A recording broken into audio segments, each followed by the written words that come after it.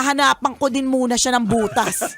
Sasabihin ko sa kanya, bago mo ko sitahin, kung ano ang wala ako, tingnan mo muna kung wala kang late. Nakakatawa tong tanong niya. Sabi niya, Dear Nicole Ayala and Chego Bandido, bakit ko kailangang magsipag kung parehas lang naman kami ng sweldo ng tamad kong katrabaho? Alam mo, may point. Actually, it makes sense. Ito yung masasabing na ang dami mo nang problema, nagdagdag pa to.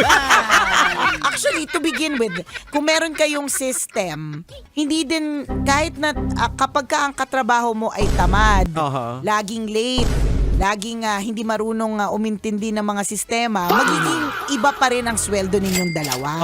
Kasi makikita yung pagiging late niya, merong mga bawas po yun eh. Pero gets ko yung picture na, ba't ako mag-e-effort ng bonggang-bongga? Ito nga, parehas lang kami ng level, ang tamad-tamad, hindi mautusan, di ba? May reklamo, may attitude problem, ganyan. It all boils down to work ethics. Tama. Pag halimbawa, merong nagsabi sa akin ng questionin niya ako ng maraming mga bagay, hahanapan ko din muna siya ng butas.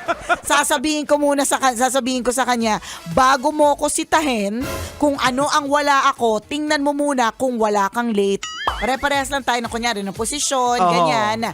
Pero bakit ako yung mas masipag, ako yung mas nag-e-effort, pero parehas lang din kami ng sweldo. Hindi ba't may mali doon? Ganon. Feeling ko ganon yung yung sinasabi niya. Sarap manood ng radyo, no? Ginawa mo na talagang bisyo ang panonood sa amin, no? Umabot ka na rito eh. Huy!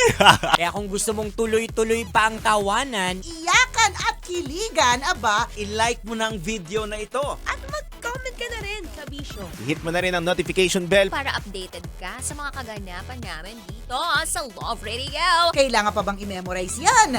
Basic.